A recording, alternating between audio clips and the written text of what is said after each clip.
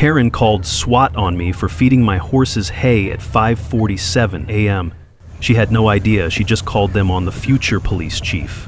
This is the same woman who fined a neighbor $500 for parking his RV on his own property, forced another family to repaint their house because the beige was the wrong shade. Karen Mitchell had been using the HOA as her personal torture device for the entire neighborhood for 6 years straight, but this time, she picked the wrong target. I don't just know the law. I spent my entire career protecting justice, and now I'm about to give Karen a taste of what it feels like when someone with real power decides to teach her a lesson. Drop a comment and share your own HOA horror story. I guarantee, after watching this video, you'll know exactly how to fight back. Meet Sarah Chen, 52 years old, recently retired police captain from Chicago. After 25 years on the force, dealing with everything from gang violence to white-collar crime, she thought she'd found her slice of paradise in Willowbrook Estates. 2 acres of rolling pasture backing right up to state forest, perfect for the horses that kept her sane after her husband died of cancer 3 years ago. Sarah paid $340,000 0 cents for this corner property specifically because she wanted space and privacy. The morning mist would roll off her pasture like something out of a painting, and the sound of her horses nickering softly in the early dawn was better than any meditation app. She already had a small stable, but what she really needed was a proper barn for winter hay storage and shelter during storms. The smell of fresh sawdust and the rhythmic hammering of construction had become her morning soundtrack. Everything was going according to plan. Then Karen Mitchell showed up. Karen had been HOA president for 6 years, and let me tell you, she ran that homeowners association like her personal kingdom. This woman would measure grass height with an actual ruler and time people's sprinkler systems to make sure they weren't violating the water conservation guidelines she'd invented. She lived in a $580,000 0 cents McMansion with perfectly manicured everything, and in the past 2 years alone, she'd forced 4 families to move away with her constant harassment. Sarah had done everything by the book. She'd submitted her barn construction application, gotten county approval, made sure she met all the setback requirements. The paperwork was perfect, the permits were posted, and construction was humming along beautifully. That's when Karen came clicking down the gravel driveway in her designer heels, clipboard in hand, looking like she'd smelled something particularly offensive. "That eyesore is going to destroy our property values," Karen announced, not even bothering with pleasantries. The diesel smell from the concrete truck mixed with her overpowering floral perfume in a way that made your nose wrinkle. Sarah looked up from reviewing the foundation plans with her contractor. "Excuse me? Maybe you don't understand how things work here," Karen said, her voice dripping with condescension, "but we have standards in this community." Now, Sarah had dealt with plenty of difficult people in her quarter century as a cop.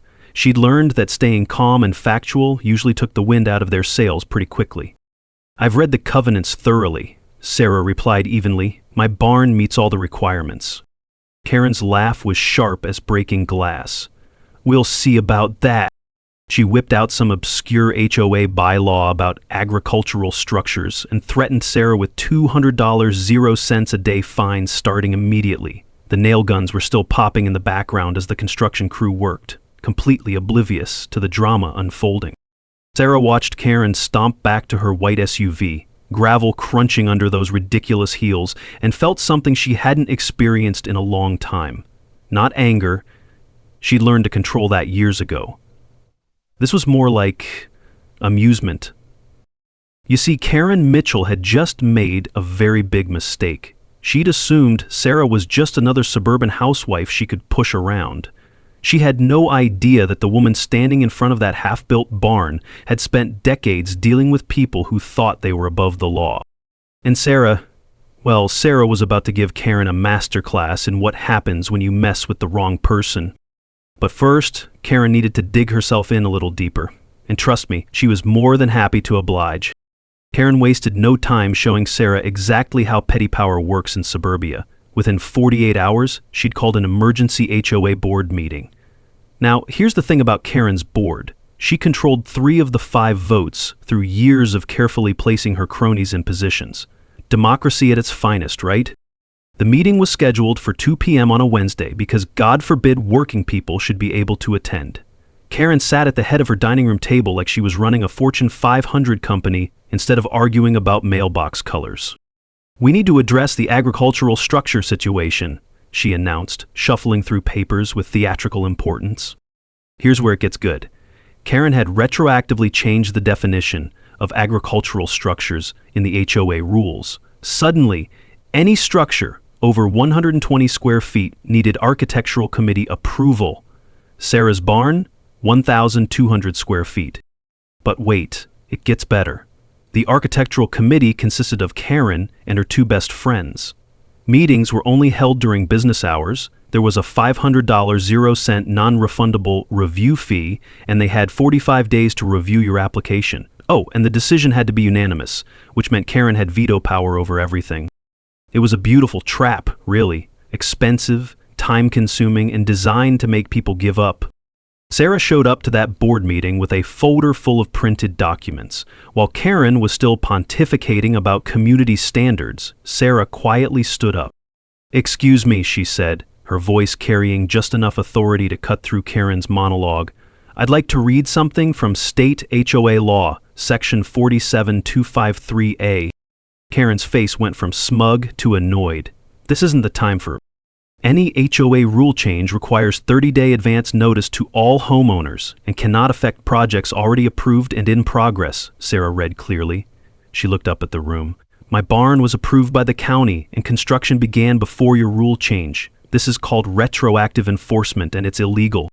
The room went dead quiet except for the tick-tick-tick of Karen's wall clock. One of Karen's board cronies, a nervous man named Dale, shifted uncomfortably. Is that really the law?" Sarah smiled. "Here's the takeaway, everyone.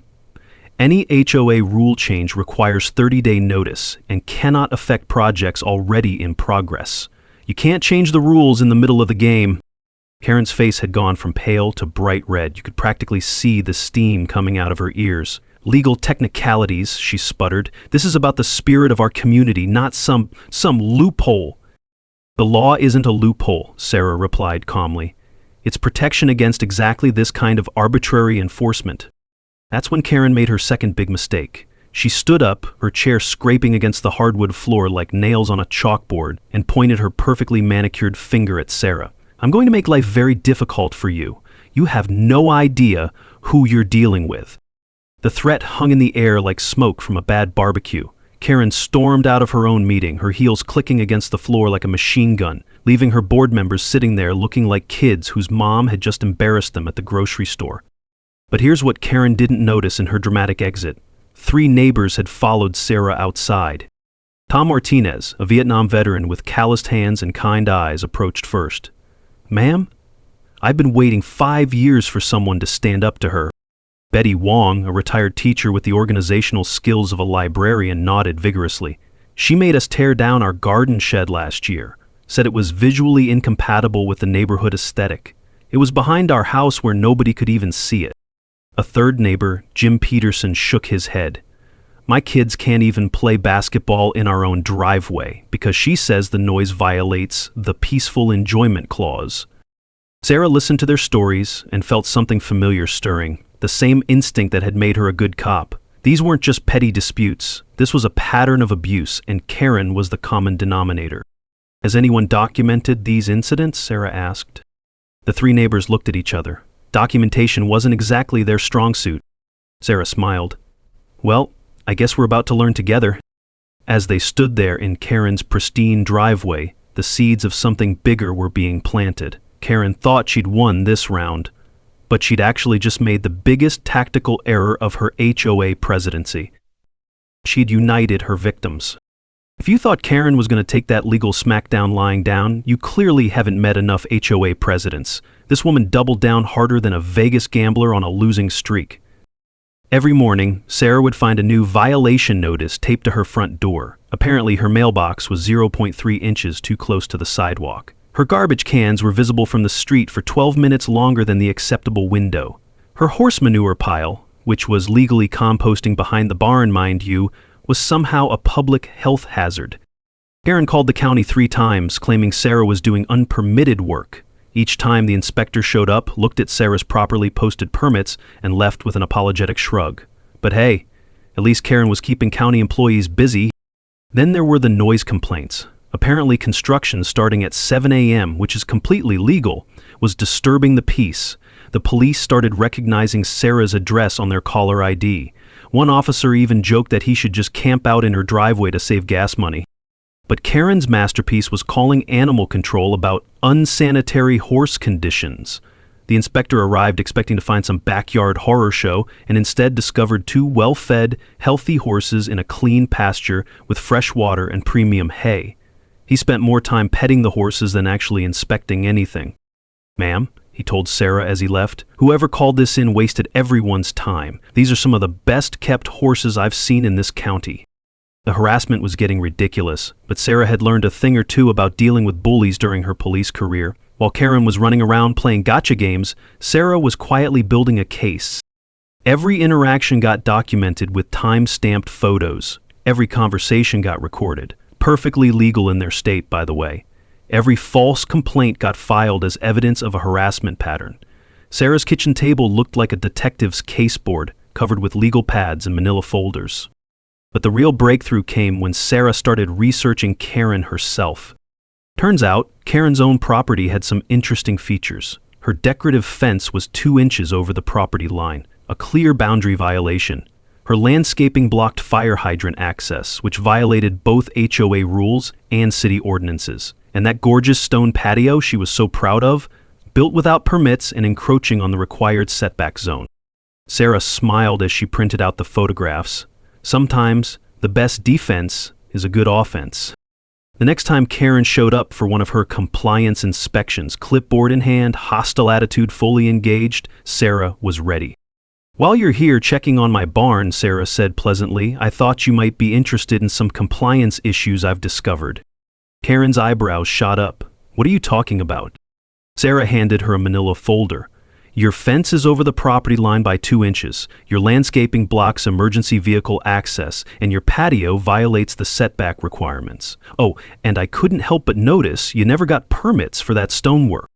Karen's face went through about 5 different shades of red as she flipped through the photos and documents. The smell of her horse's fresh hay seemed to make Karen's perfectly applied perfume even more cloying.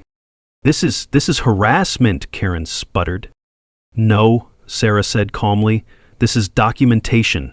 Just like what you've been doing to me, except my violations are actually real." Here's something every homeowner should know.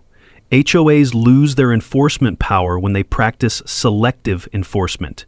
If they ignore violations for some people, but go after others, the whole system becomes legally invalid. It's called the selective enforcement doctrine, and it's your best friend when dealing with petty tyrants. The takeaway? HOAs lose their enforcement power when they pick favorites, equal enforcement or no enforcement at all. Karen realized she was trapped, and trapped people do desperate things. She tried one more power play, pulling out an official-looking document. "I'm fining you $200 0 cents per day starting immediately," she announced, her voice shaking slightly. "You have 30 days to demolish that barn or face foreclosure proceedings." Sarah took the document and read it carefully. Then she looked up at Karen with something that might have been pity. "You know what, Karen? I think it's time we settled this properly. See you in court." As Karen stomped back to her white SUV, gravel crunching under her designer heels like broken promises, Sarah felt a familiar calm settle over her. She dealt with plenty of criminals who thought they were smarter than the system. They usually weren't. Karen Mitchell was about to learn what happens when you threaten someone who actually knows how the legal system works. She filed a lawsuit against Sarah for $50,000, 0 cents in damages, claiming the barn would cause irreparable harm to community property values. The audacity was breathtaking. This woman was suing Sarah for building a legal structure on her own property. But here's the kicker. Karen actually got a judge to grant a temporary restraining order. Construction had to stop immediately pending a court hearing. Sarah's workers had to pack up their tools and leave, expensive materials sitting there getting rained on while Karen strutted around the neighborhood like she'd just won the lottery. "I told you I'd make life difficult," Karen smugly told her neighbor Betty Wong, who happened to be getting her mail at the time. Some people need to learn their place. But while Karen was busy celebrating her legal victory, the neighbors were starting to pay attention. Tom Martinez mentioned to his wife that Sarah used to work in law enforcement. Betty Wong noticed how Sarah had handled all that legal paperwork like a professional. Word was spreading that there was more to their new neighbor than met the eye. Sarah spent her evenings at the kitchen table, legal pads scattered everywhere, researching everything she could find about Karen Mitchell. What she discovered was a pattern that would make any detective's antennas start twitching. Karen's real estate license had 2 formal complaints filed against it for misrepresentation of property values. She'd filed 3 previous lawsuits against other homeowners, losing 2 and settling the 3rd out of court. Property records showed she'd bought her house for $380,000, 0 cents, but had been claiming it was worth $580,000, 0 cents on insurance documents. But the real gold mine was buried in the county records office. Sarah found the original 1987 HOA covenants, the founding documents that established Willowbrook Estates. And there, in black and white, Section 12B specifically allowed for equestrian facilities and related agricultural structures. Karen's 2019 A amendment directly contradicted the original covenants. In HOA law, that's like trying to change the Constitution with a sticky note. Here's a legal nugget that could save you thousands. Always check the original HOA documents at the county records office. Later amendments can't override specific allowances written into the founding covenants. Those original documents are the supreme law of your subdivision. Sarah made copies of everything, had them certified by the county clerk, and started preparing her defense. But Karen wasn't done escalating. The pressure campaign against Sarah's allies began immediately. Tom Martinez got a violation notice about his workshop. Apparently, storing tools in your own garage was now commercial activity. Betty Wong received a citation for her vegetable garden being agriculturally incompatible with residential zoning. It was textbook retaliation, and it backfired spectacularly. Instead of intimidating Sarah's supporters, Karen had just proved Sarah's point about selective enforcement. Every new violation notice was more evidence for Sarah's case. The courthouse steps were packed on the day of the hearing. Word had spread through the neighborhood that their quiet new resident was taking on the HOA queen, and people were curious to see how it would play out. Karen arrived with an expensive attorney from a downtown firm, briefcase gleaming, confidence radiating from every pore. Sarah walked in carrying a single manila folder and the kind of calm that comes from knowing you're absolutely right. Karen's lawyer presented a polished case about property values and community standards. He had charts and graphs and expert testimony about visual impact studies. It was impressive, professional, and completely beside the point. When Sarah stood up to respond, something subtle shifted in the room. Her posture straightened, her voice carried just a hint of the authority she'd developed over 25 years of police work, and suddenly everyone realized they might have underestimated the woman in the simple blue suit. "Your Honor," Sarah began, "I'd like to present the original 1987 covenants for Willowbrook Estates, certified by the county clerk." She placed the documents on the judge's bench with the same care she'd once used to present evidence in criminal cases. Section 12B specifically allows for equestrian facilities and related agricultural structures. The defendant's 2019 IE amendment directly contradicts this founding provision. Under HOA law, specific provisions override general restrictions. The judge reviewed the documents while Karen's expensive lawyer frantically shuffled through his papers. The courtroom was so quiet you could hear the air conditioning humming. Karen's face had gone from confident to pale to something approaching panic. Her lawyer whispered something urgent in her ear, but it was too late. The trap had been sprung. The judge looked up from the documents, his reading glasses perched on the end of his nose like a school teacher about to deliver a verdict on a failed pop quiz. "Miss Chen, these original covenants are quite clear. The specific allowance for equestrian facilities would indeed override any general restrictions added later." He turned to Karen's lawyer. "Counselor, do you have any response to this?" Karen's expensive attorney looked like he'd rather be anywhere else on earth. "Your Honor, we weren't aware of the specific language in the original documents." "That's interesting," the judge said dryly, "because due diligence would normally include reviewing the founding covenants before filing suit." That's when the judge asked the question that changed everything. "Ms. Chen, you seem quite familiar with legal procedure. Do you have a background in law?" Sarah stood up straighter, and for the first time in this whole ordeal, let a little of her professional authority show through. "Your Honor, I spent 25 years in law enforcement, retiring as captain of the 14th District in Chicago. I've testified in court hundreds of times and supervised numerous investigations involving property disputes and harassment cases. The courtroom went dead silent. You could practically hear jaws dropping.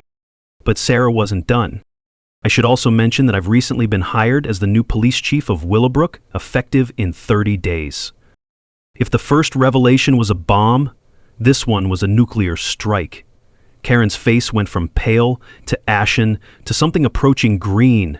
Her lawyer started shuffling papers like he was looking for an escape route. The judge's eyebrows shot up. "Congratulations on your appointment, Chief Chen. I look forward to working with you in your new capacity." "Thank you, Your Honor." The rest of the hearing was basically a formality. The judge dissolved the restraining order immediately, dismissed Karen's lawsuit with prejudice, meaning she couldn't refile it, and ordered the HOA to pay Sarah's court costs. But the real victory was watching Karen's entire power structure crumble in real time. The neighbors who'd been afraid to stand up to her suddenly realized they'd been intimidated by someone who was about to have a very angry police chief living right down the street. Karen managed to croak out something about this not being over as she stumbled toward the exit, but her heart clearly wasn't in it anymore. Her lawyer followed, looking like he was mentally calculating how quickly he could withdraw from representing the HOA. Outside the courthouse, Tom Martinez was the first to reach Sarah. Chief, we had no idea." Betty Wong was practically bouncing with excitement. Karen picked the wrong person to mess with. A small crowd of neighbors had gathered, and Sarah could see the mixture of relief and vindication on their faces. These were people who'd been living under Karen's thumb for years, and suddenly they realized the cavalry had arrived. But Sarah handled it exactly the way a good police chief should. No gloating, no threats, just quiet professionalism. "I just want to finish my barn and live peacefully with my neighbors," she said. "That's all I've ever wanted." As word spread through Willowbrook Estates that afternoon, you could almost feel the shift in power. Karen Mitchell was no longer the untouchable HOA queen. She was just another resident who'd made the mistake of harassing a police chief. And Sarah? Well, Sarah still had a barn to finish. Construction resumed the next morning with a vengeance. Sarah's contractors showed up with renewed energy, like they were building something historic instead of just a horse barn. The sound of hammers and power tools echoed across the neighborhood like a victory song. Karen was nowhere to be seen for 3 days straight. Her white SUV stayed parked in her driveway, while the rest of Willowbrook Estates buzzed with the news that their new police chief had just legally demolished their HOA president in open court. By Thursday evening, Tom Martinez knocked on Sarah's door with a six-pack of beer and a proposition. "Chief," he said, "I think it's time we had a neighborhood meeting." They gathered in Tom's workshop that weekend after 7, neighbors who'd finally found the courage to stand up to Karen's reign of terror. Betty Wong arrived with a folder thick enough to choke a horse, filled with documentation of Karen's past violations and selective enforcement. She made the Hendersons repaint their house because the beige wasn't the right shade, Betty said, spreading photos across Tom's workbench. But her own shutters are 3 shades off the approved color palette. Jim Peterson, the guy with the basketball-playing kids, had his own horror story. She cited me for excessive recreational noise because my 10-year-old was bouncing a ball at 4 p.m. on a Saturday, but her landscaping crew runs leaf blowers at 7 a.m. every Tuesday. Sarah listened to their stories and felt that familiar detective instinct kicking in. This wasn't just petty tyranny. It was a systematic pattern of abuse that had been going on for years. "Here's something everyone should understand," Sarah said, pulling out a legal pad. "Most HOA fines are actually unenforceable if they're not properly assessed according to your covenants and state law." She explained how HOA boards have to follow basic corporate governance rules: proper notice, documented violations, fair hearings. If they skip these steps, their fines are basically worthless threats.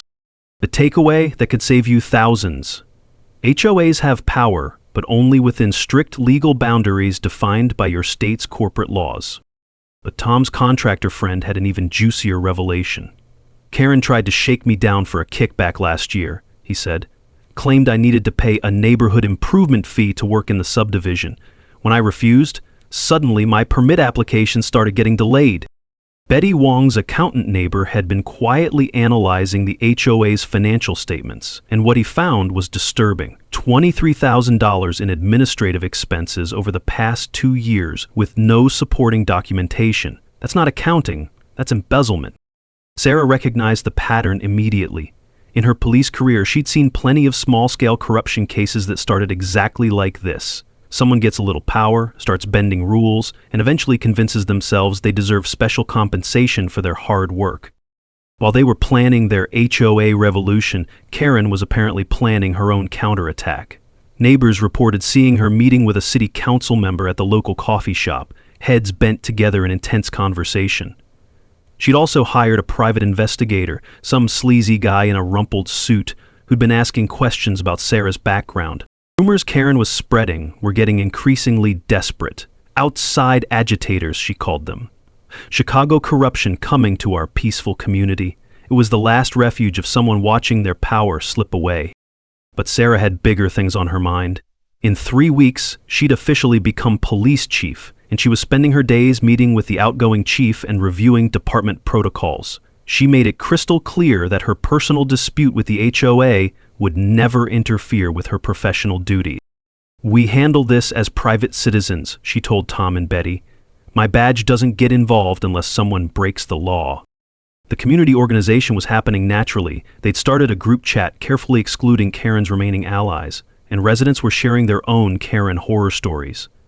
The woman had been so busy terrorizing everyone that she'd accidentally created her own opposition movement. Betty Wong stepped up as their unofficial coordinator, her teacher instincts perfect for organizing people and paperwork. They needed 25% of homeowners to call a special election and remove Karen from the board. Current count, 31% and growing. Sarah's barn was nearly finished now, the red roof visible from half the neighborhood. Every morning she'd stand there with her coffee, watching her horses graze peacefully in the pasture, and think about how sometimes the best revenge is just living well. But she had a feeling Karen wasn't going to go quietly. Desperate people do desperate things, and Karen Mitchell was getting more desperate by the day. What started as petty harassment was about to cross some very serious legal lines. Sarah discovered the first escalation on a Tuesday morning when she went out to feed her horses. Scattered across her gravel driveway were dozens of roofing nails, strategically placed where her truck tires would hit them. Lucky for her, she spotted the glint of metal in the early morning sun before driving over them. Her security cameras, installed after the harassment started, caught everything. Karen's white SUV creeping down the lane at 3:47 a.m., a figure in dark clothing scattering the nails, then speeding away. The license plate was crystal clear in the infrared footage. But Karen wasn't done. She'd apparently discovered the wonders of anonymous complaints to state agencies. Sarah started getting calls from the state police about reports of an unlicensed officer impersonating law enforcement. Each call required Sarah to fax over her credentials and certifications, wasting hours of everyone's time. Karen also tried to rally the city council against Sarah's police chief appointment, showing up at meetings with a petition claiming Sarah was unfit for community leadership due to ongoing legal disputes. The petition had exactly 7 signatures, including Karen's own name written 3 different ways. The smear campaign went digital too. Fake social media accounts started popping up with names like concerned_Willowbrook_resident and community_safety_first, all posting about the corrupt Chicago cop trying to take over our town. The writing style was so obviously Karen's. She had this annoying habit of putting quotation marks around words for emphasis that it was almost embarrassing. Local Facebook groups became battlegrounds. Karen would post inflammatory comments about Sarah's suspicious past and questionable motives, while Sarah's growing group of supporters countered with facts and legal citations. It was like watching a chess match between a grandmaster and someone who just learned how the pieces move. The financial pressure was mounting too. Tom Martinez's contractor friend revealed that Karen owed him $15,000 for work on her patio. Betty Wong discovered through public records that Karen's real estate license was under formal review by the state board, and those property taxes on her McMansion, 3 months behind. That's when Karen made her biggest mistake yet. She showed up at Sarah's door on a Friday evening, all smiles and fake friendliness, like nothing had happened between them. The smell of her overwhelming perfume mixed with the evening scent of honeysuckle from Sarah's fence line. "Sarah," she said, her voice dripping with artificial sweetness, "I think we got off on the wrong foot. Maybe we can work something out." Sarah leaned against her doorframe, curious to see where this was going. "I've been thinking," Karen continued, "you could be very comfortable here in Willowbrook. Very comfortable. Maybe even find yourself in a nice position on the HOA board. We could use someone with your background." The implication hung in the air like smoke from a grease fire. Karen was actually trying to bribe her way out of this mess. "Are you attempting to bribe a police officer?" Sarah asked, her voice shifting into that flat, professional tone that every cop learns to use when things get serious. Karen's fake smile flickered. I'm just suggesting that we could all benefit from cooperation." "You should leave," Sarah said, "now." That weekend, the neighborhood rallied like never before. Tom Martinez hosted a barbecue that was officially just a casual get-together, but felt more like a campaign event. 23 families showed up, and only 3 declined to attend. Karen's last remaining allies. Sarah kept a low profile, flipping burgers and listening to neighbors share their Karen horror stories. But when Karen showed up uninvited with her attorney in tow, the mood shifted fast. "This is an illegal conspiracy," Karen shrieked, pointing at the gathered families like she was identifying suspects in a lineup. "You're all conspiring to destroy my reputation." Her lawyer looked like he wanted to disappear into the ground. The man was clearly realizing that his client had completely lost touch with reality. "Mrs. Mitchell," he said quietly, "perhaps we should go." But Karen was past listening to reason. "I'll sue every one of you. I'll make your lives miserable. You have no idea what I'm capable of." Tom Martinez's security cameras captured every word of the meltdown. By Sunday morning, Karen's lawyer had officially withdrawn from representing her. The point of no return had been crossed. When someone's world is crumbling around them, they either accept reality or double down on crazy. Guess which option Karen chose? Her final gambit started with a call to the state attorney general's office. Karen filed a formal complaint claiming Sarah was abusing police authority before even taking office and using her position to intimidate honest citizens. The irony was so thick you could cut it with a butter knife. She also contacted Channel 7 News with a sob story about being discriminated against and harassed by a corrupt officer. The reporter who took the call was probably expecting some juicy police corruption scandal and instead got a rambling 40-minute rant about barn construction and property values. But Karen's masterpiece, the move that would finally seal her fate, came at 5:47 a.m. on a Tuesday morning.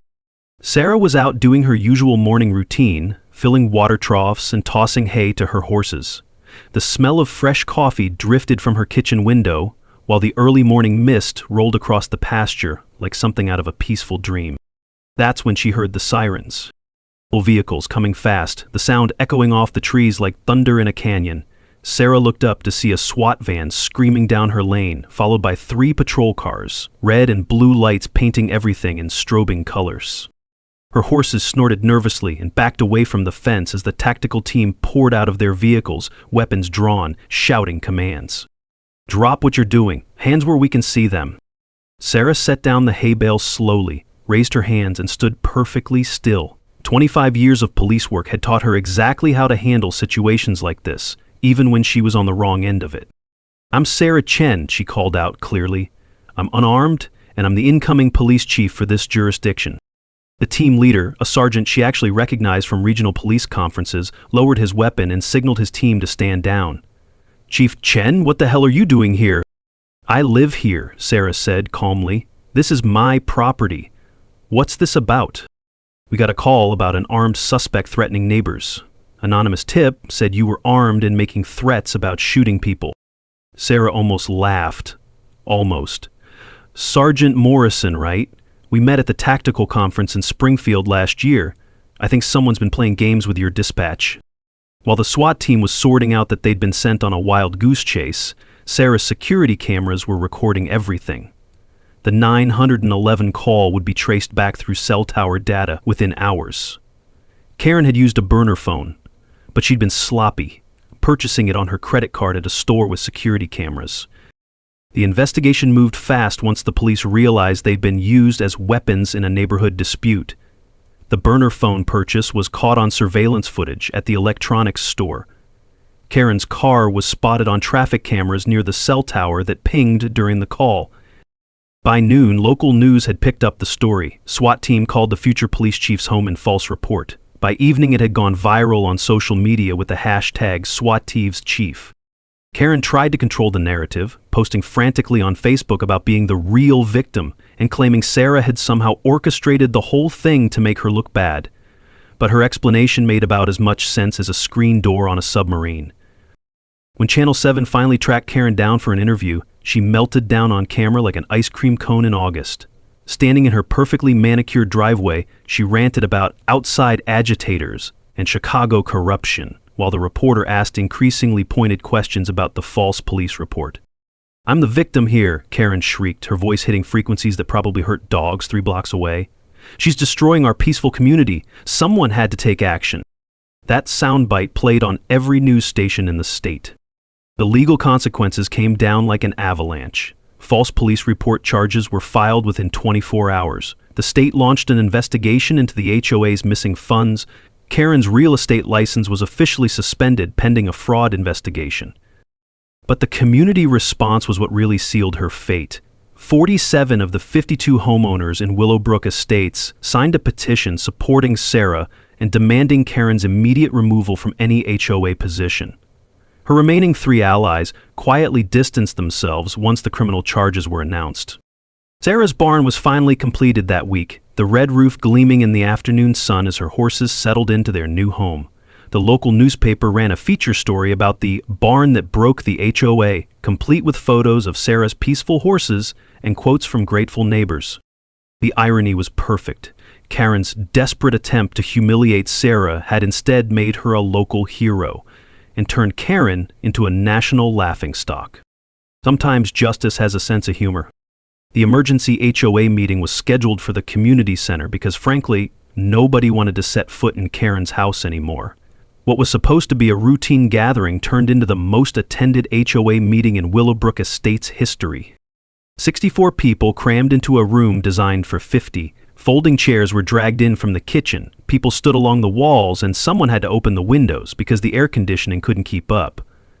The smell of too many people in too small a space mixed with the lingering aroma of the senior center's morning coffee social. Local news cameras set up in the back corner. Channel 7 wasn't about to miss the sequel to their viral SWAT story. The county supervisor showed up as an observer, which was political speak for "I want to see this train wreck in person."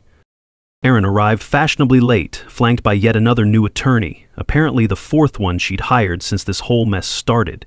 She wore her most expensive suit and carried herself like she was walking into a boardroom instead of her own public execution.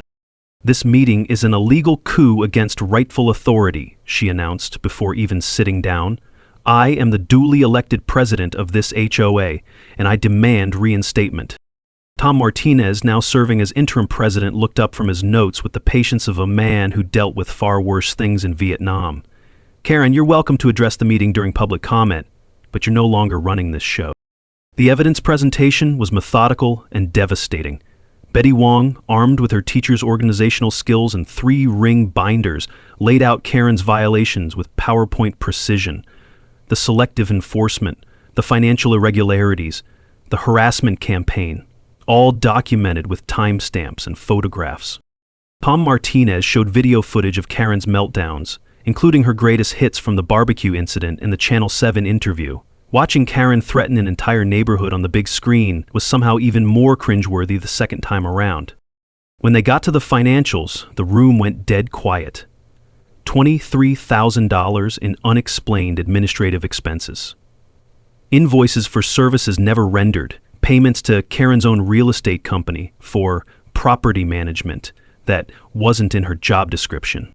"This isn't just poor bookkeeping," Betty explained. "This is potential embezzlement." That's when Sarah was asked to address the meeting. She stood up slowly, and you could feel the energy in the room shift. Here was the woman who'd taken on the HOA queen and won, the future police chief who'd been swatted for building a barn. "I moved to Willowbrook because I wanted peace," Sarah said, her voice carrying clearly to the back of the room. I wanted a place to heal after losing my husband, somewhere my horses could be happy, somewhere I could be a good neighbor. She looked directly at Karen. I never wanted a fight. I just wanted to build a barn for my horses. The room was so quiet you could hear the fluorescent lights humming overhead. But sometimes bullies force your hand. Sometimes you have to stand up not just for yourself, but for everyone who can't fight back. The crowd erupted in applause that lasted nearly a minute. That's when the county supervisor stood up. The room fell silent again, everyone sensing that something big was about to happen. "I have an announcement," he said, adjusting his glasses like a judge about to deliver a verdict. "As of this morning, the Willowbrook Estates HOA has lost its corporate standing with the state due to failure to file required documents and financial irregularities." Karen's face went from red to white to green in about 3 seconds. "Furthermore," the supervisor continued, "the $23,000 in missing funds is now under criminal investigation by the district attorney's office. Mrs. Mitchell no longer has any legal authority as HOA president." That was Karen's cue for her final performance. She shot to her feet like she'd been launched from a catapult, pointing accusingly at Sarah and screaming about outside agitators and corrupt cops and conspiracies to destroy honest citizens. But here's the thing about meltdowns. They're only effective if your audience doesn't know you're completely wrong about everything. This crowd had just heard 40 minutes of documented evidence about Karen's behavior. Her tantrum looked less like righteous anger and more like a toddler being told she couldn't have ice cream for dinner. "This is all her fault," Karen shrieked, jabbing her finger at Sarah. "She's not even from here. She's destroying our community with her Chicago corruption." Then came the mic drop moment. Sarah stood up, walked calmly to the front of the room, and said in her clear, professional voice, "Karen, you called SWAT on a police officer for feeding her horses. Maybe it's time to ask yourself who's really destroying this community." The room erupted. Karen stormed out, her new attorney following like a man fleeing a burning building. 6 months later, Sarah Chen stood in her completed barn, watching the late afternoon sun filter through the open doors. Her horses, Ranger and Belle, munched contentedly on their hay while the sound of children's laughter drifted across the pasture from the neighborhood playground. As Willowbrook's police chief, Sarah had settled into her role beautifully. Crime was down 23%, community relations had never been better, and she'd started a neighborhood watch program that actually brought people together instead of dividing them. Tom Martinez ran it with military precision, and even the teenagers respected him. Karen Mitchell? Well, that's a story with its own poetic justice. She'd pled guilty to filing a false police report, a misdemeanor that came with 200 hours of community service and a $5,000 0-cents fine. The irony wasn't lost on anyone that she was now picking up trash along the very roads where she'd once terrorized her neighbors. Her real estate license was permanently revoked after the state board found evidence of fraud and misrepresentation. The missing HOA funds investigation had resulted in civil charges and a court order to repay every penny plus interest. Karen's McMansion went up for sale quietly 3 months ago, and word, through the neighborhood grapevine, was that she'd taken a job at a call center 2 counties over. But the real transformation was in the community itself. The new HOA board, led by Tom Martinez as president and Betty Wong as secretary-treasurer, focused on actual improvements instead of petty enforcement.